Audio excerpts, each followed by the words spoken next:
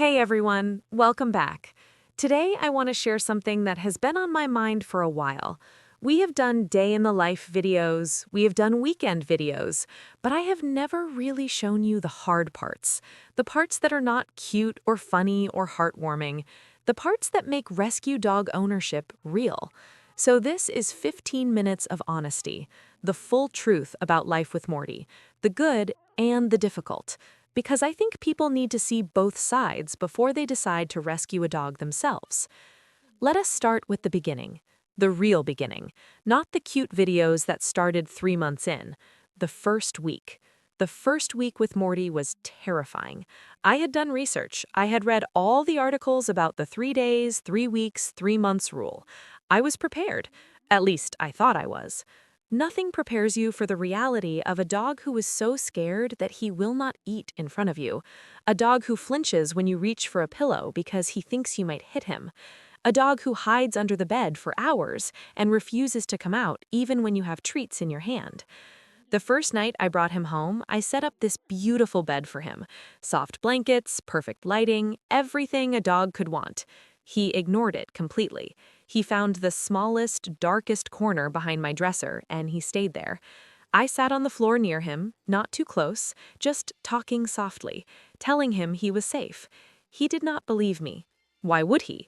In his experience, humans were unpredictable. Some were kind, some were cruel, and he had learned that it was safer to assume cruelty until proven otherwise. I cried that first night. I am not ashamed to admit it. I lay on my bed, listening to him breathing in that dark corner, and I wondered if I had made a mistake. Maybe he needed someone more experienced. Maybe I was not patient enough. Maybe he would be better in a different home, with a bigger yard and another dog to show him the ropes. These thoughts are normal. If you are going through this right now, please know that these thoughts do not make you a bad person. They make you a human who cares enough to worry about doing right by an animal. The second day, he peed on my floor. Not because he wasn't house-trained, he was, but because he was too scared to walk past me to get to the door. I had stood up suddenly, and he panicked. I saw the look in his eyes. Pure fear. Not anger, not stubbornness, fear. And I realized in that moment that this was going to take longer than I thought, that I could not rush him, that his timeline was the only timeline that mattered. We spent the first month in a careful dance. I learned his triggers, sudden movements, loud voices, the sound of keys dropping on a hard floor, men wearing hats. He had been through things that left marks I could not see. Every time he flinched, I wanted to know who made him this way. Every time he cowered, I wanted to find the person responsible and make them understand what they did. But that anger does not help. What helps is consistency. What helps is showing up every single day and proving that you are different. The breakthroughs were small, and they meant everything. The first time he took a treat from my hand. The first time he voluntarily left his safe corner to explore the living room. The first time he wagged his tail. I remember each of these moments with perfect clarity. I have videos of all of them.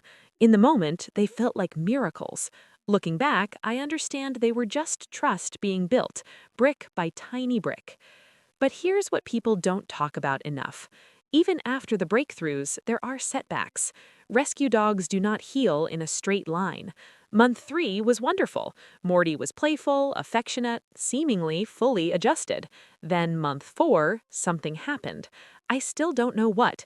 Maybe a sound outside that reminded him of something bad. Maybe a smell on my clothes from a stranger he met during a walk. He regressed. He started hiding again. He stopped eating breakfast with his usual enthusiasm.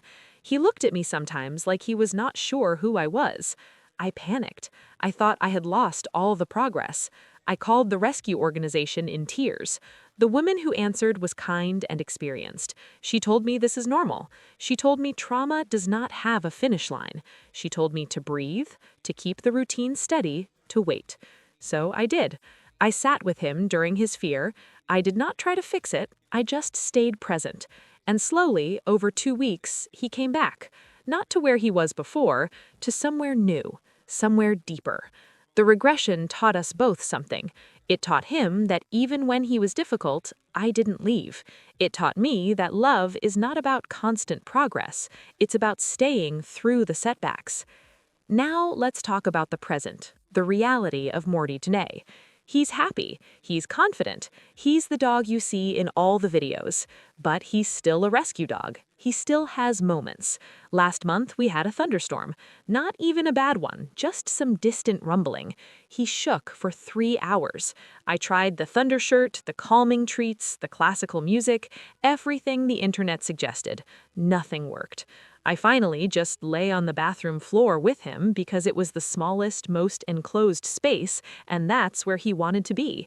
We lay there together while he panted and trembled, and I stroked his fur and told him stories about my childhood to distract us both. That's the reality. Sometimes you spend your evening on a bathroom floor because that's what your dog needs. There are financial realities too. Rescue dogs often come with health issues. Morty had dental problems from poor nutrition early in life. His teeth cleaning cost more than my first car. He has a sensitive stomach that requires expensive prescription food.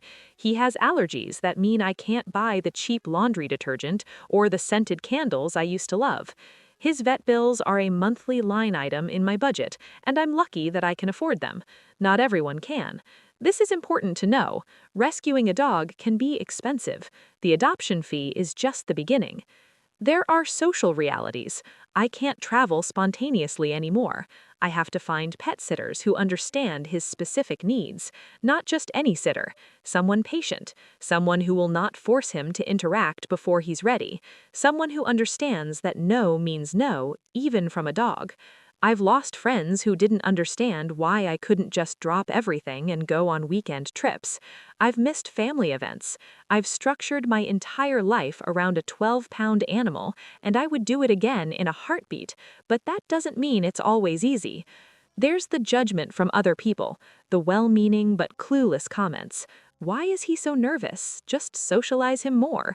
He's too small to be that scared. You baby him too much. If I had $1 for every time someone told me I was creating his anxiety by being gentle with him, I could pay for his dental work twice over. People who have never loved traumatized animal don't understand that force does not cure fear. Patience does. Time does. Love without pressure does. I've learned to ignore these comments, but they still sting sometimes. And yet, despite all of this, despite the bathroom floors and the vet bills and the missed trips and the judgmental strangers, despite the setbacks and the fear and the work, despite knowing that he may never be a normal dog who loves thunderstorms and strange men in hats, despite it all, I would choose him again, every time. Not because he's perfect, because he's mine. Because we built something together. Because when you rescue a dog, you don't just save a life, you create a life. A new life for both of you.